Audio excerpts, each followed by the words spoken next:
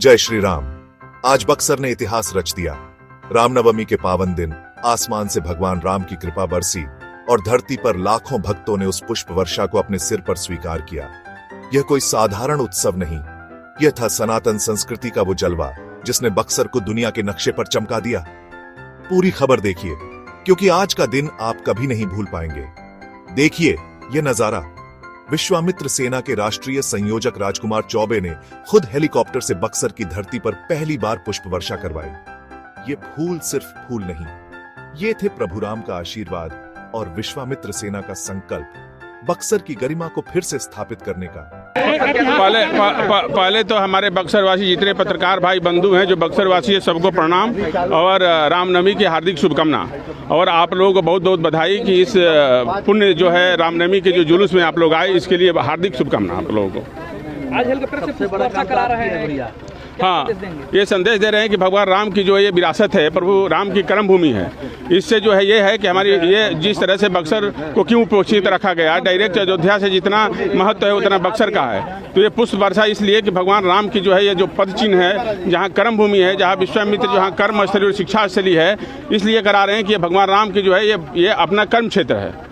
लेकिन बहुत सारे लोग इसको राजनीति से जोड़ करके और जोड़ना है तो जिसको जोड़ना है उसको जोड़ने दीजिए, उससे क्या फर्क पड़ता है हमको। क्या खर्च आया होगा पुष्प वर्षा में? उसकी क्या बात करनी है, क्या पुष्प वर्षा, इसकी कोई बात है? ये कोई कहने लायक बात है कि क्या खर्चा आएगा क्या नहीं आएगा? कितना पुष्प आया है? ये 8 क्विंटल है पुष्प वर्षा। जगह पे किया ये बक्सर के, ये पूरे बक्सर के जो धार्मिक जगह है हमारा, जो सनातन संस्कृति की धरोहर है, जहाँ हमारे मंदिर है, वहाँ होगा, वहाँ पे होगा। ये आज तक किसी ने नहीं किया। आज तक किसी ने नहीं किया, इसीलिए ना हम बक्सर वासी हैं, हम बक्सर के रहने वाले हैं। हमारा ये जन्मभूमि है और हमारा दर्द है और ये भगवान राम से जुड़ा हुआ सीधा है। और यहाँ रामायण की यदि कल्पना बक्सर ना होता तो रामायण की कल्पना भी नहीं होती। जहाँ से प्रभु श्री राम का जो है यहाँ से कर्म शुरुआत हुआ, जहाँ से भगवान राम बने, यही वही धरती है। जहाँ माता अहिल्या का भगवान के चरणों से उद्धार हुआ, वो धरती है। जहाँ पे चेमन ऋषि, जहाँ पे वामन अवतार हुआ, वो धरती है ये। जहाँ विश्वामित्र की धरती है ये। जहाँ तड़का वध हुआ, जहाँ से प्रभु को मर्यादा पुरुषोत्तम की उपाधि मिली, ये वो धरती है।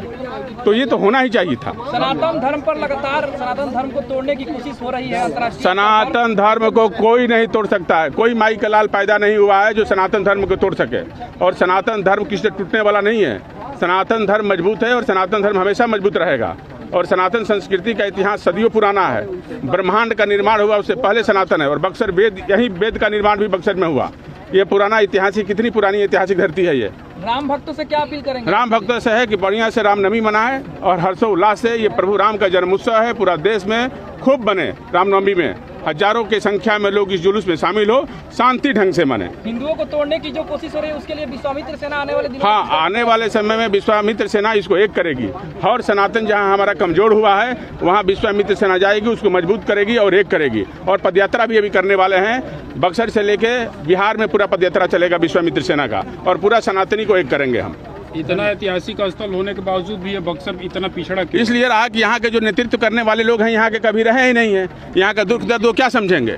बाहर से लोग आते हैं और यहाँ चुनाव लड़ते हैं, फिर अपना घर भरते हैं और वहाँ के चले जाते हैं। यदि यही हाल होता बक्सर का, तो आज बक्सर इतना पिछड़ा रहता। इतना पुराना ऐतिहासिक धरती है ये। भगवान राम का ये कर्म भूमि रहा, विश्वामित्र की नगरी है, जहाँ 84,000 ऋषि मुनि तपस्या करते थे। वो बक्सर का विरासत इतना पीछे क्यों? बक्सर सनातन संस्कृति के लिए जाना जाता है, न कि किसी चीज़ के लिए। आज यहाँ बक्सर का ये पर्यटन का विकास हो, महर्षि विश्वामित्र कॉरिडोर हो, तो हमारा शाहाबाद का 60% लोगों का रोजगार मिल जाएगा और बक्सर डेवलप कर जाएगा।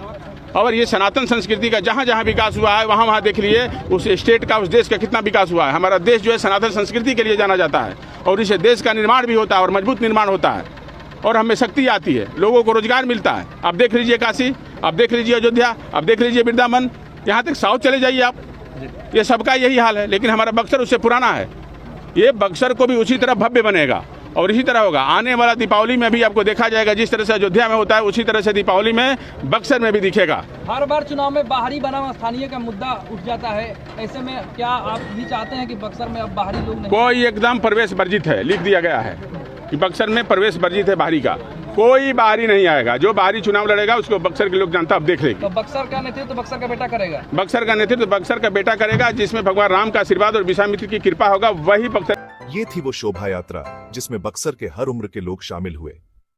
स्कूली बच्चे राम लक्ष्मण बने, महिलाओं ने माथे पर राम नाम लिखा और नगाढ़ों की थाप पर पूरा शहर झूम उठा। देखिए कैसे मुख्य बाजार से लेकर बरमेवरनाथ मंदिर तक हर गली में थी राम की गूंज, और दर्शकों यहां तक कि दुकानदारों ने भी अपनी दुकानें बंद कर दी, क्योंकि आज व्यापार नहीं, भक्ति थी बक्सर की प्राथमिकता।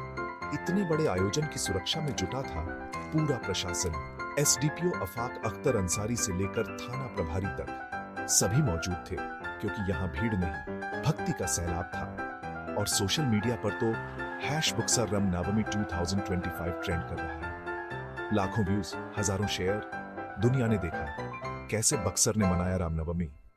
तो दर्शकों, यह था बक्सर का वो ऐतिहासिक पल जब आस्था और संस्कृति ने तकनीक और समर्पण का हाथ थाम लिया। अगर आपको लगता है कि भारत की सनातन विरासत अमर है, तो इस वीडियो को लाइक करें, शेयर करें और चैनल सब्सक्राइब करें। कमेंट में बताएं जय श्री राम लिखकर भेजें अगर आप भी चाहते हैं ऐसे आयोजन पूरे देश में हो। लोकल एडमिनिस्ट्रेशन ने सब स्मूथली चलाया, एकदम परफेक्ट इवेंट। और सुनिए, #बक्सर रामनवमी 2025 सोशल मीडिया पे ट्रेंड कर रहा है। बक्सर का ये त्योहार पूरी दुनिया देख रही है, तो लाइक, शेयर, सब्सक्राइब करो और कमेंट्स में जय श्री राम लिखो अगर आप ऐसे ही और अमेजिंग इवेंट्स देखना चाहते हैं।